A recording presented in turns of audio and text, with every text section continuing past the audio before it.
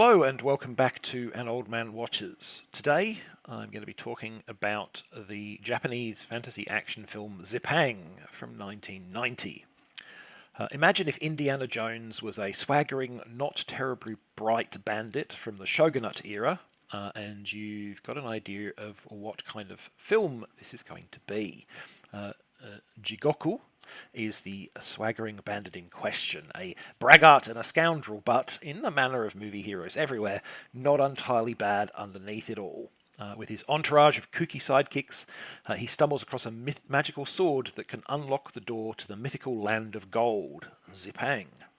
Alas for Jigoku, there are literally hundreds of bounty hunters after him, and the small matter of an army of ninja who want the sword.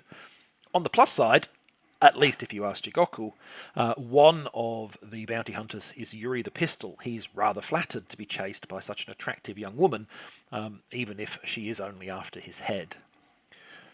I mean, yes, of course they're going to end up together. Zipang may be a pants-on-head crazy movie in a lot of ways, but it's got a fairly traditional story beat underneath all of the nuttiness.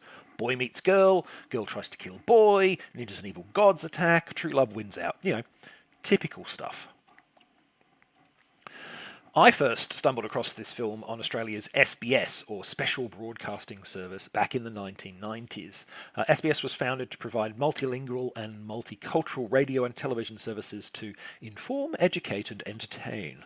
Zipang may not do much informing or educating, but for my money it delivered in spades on the entertainment front. It's certainly not going to be to all tastes, of course. Few movies are, even when they try to be, and this is not the kind of movie that tries to be. Zipang is resolutely its own thing, and an unapologetically madcap adventure with larger-than-life characters and situations. If you're up for the frenetic pace and over-the-top performances, you'll probably have a great time. If you're not, you may well just think this is a very silly film. Now, personally, I don't think that being very silly is necessarily always a bad thing, but in any case, let's talk about this film in more depth. So I said earlier that Zipang is pants-on-head crazy, and I've good reason. It's a rollicking adventure that throws fantasy, science fiction, romantic comedy, slapstick comedy, and swordplay into a huge pot and mixes them up with gleeful disregard for common sense or, at times, coherency. Following a slightly surreal opening sequence that does very little to explain itself, the movie introduces Jigoku in a sequence that firmly establishes the kind of movie this is going to be. The charming and irreverent bandit does some kabuki theatre, then takes on a veritable army of goons with his golf bag full of numbered swords. Said goons include Cyrano de Bergerac because, yeah, why not really? After his first meeting with Yuri the Pistol, in which she is annoyed that he manages to survive and he is besotted with her feisty beauty, Jigoku stumbles into the search for the magical golden sword. He does like swords very much, after all. This involves him and his team exploring some caves where one of his entourage clearly has a modern flashlight, despite the overall Shogunate-era aesthetic of the film. This won't be the final blithe anachronism, mind you. He'll soon be tangling with a ninja clan who have a fairly modern camera with focusing lenses shaped like little shuriken and who own an overhead projector.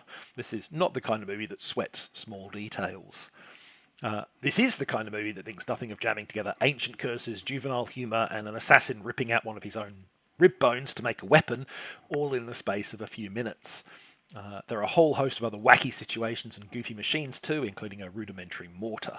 This is a movie that has a whole lot going on and isn't afraid to just throw out a wild variety of situations and deliver sharp tonal shifts in the process.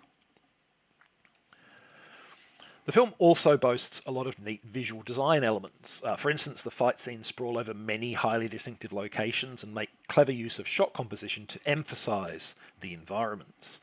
Smaller elements are also well handled, often with a slightly tongue-in-cheek aesthetic. I've already mentioned the shuriken-style camera controls used by the ninja clan, and then there's the costuming, which is distinctive and strong. Jigoku in particular has a great look that not only makes him highly recognisable, but really does sum up the kind of guy he is. It's a very visual cue as to who this person is. For me, though, the number one visual design element of the film is the sequence where the entire cast of good guys and bad guys converge on a massive spiralling staircase that is supposed to be several hundred feet high. Now, obviously, The real set wasn't anywhere near that big, but it and the shots used on it have been very cleverly designed, so the whole scene looks and feels like they really are on such a construction. It's really quite well done. If Zipang has one flaw, it probably is that it packs in too many elements. You may remember that I made the same complaint about Sky Captain and the World of Tomorrow back when I talked about that movie. I don't think this film is anywhere near so overstuffed as that one was, but it definitely does bulge at the seams a bit. This is notable in a couple of ways. The first being simple production limitations. While the visual design is great, there are clearly times when the scope of the film that it was going for was really not one it had the resources to deliver. The opening fight scene with Jikoku is something of a case in point. It's a fun sequence to watch as he tears his way through a truly absurd number of minions, but it's not exactly choreographed with meticulous care. You can frequently see occasions where he really ought to have been stabbed, but nobody's just swung a sword at him because that's not how the scene's supposed to go. Similarly, not all of the sets and effects are as convincing as they are inventive. The second way is the structure of the plot itself. The main story is introduced right at the beginning in the opening sequence, but then none of it is really contextualised until significantly later, a good 30 minutes at least, likely more. There's just so much going on that the explanations take a while to arrive. Personally, I found the goings-on sufficiently engaging that I didn't much care that the main plot took a while to explain itself and really start, but for some people, this structure could probably be a challenge. Zipang is a zany, often tongue-in-cheek fantasy adventure. It's not going to be to all tastes, but if it sounds at all like your kind of film, then do check it out. With a little luck, you'll have as much fun as I did. Next time, the movie-length pilot for a TV show that never happened. It's the 1977 offering Good Against Evil, a title so bland you'd think it was generated randomly, but which sadly is a good indication of the kind of material on offer here.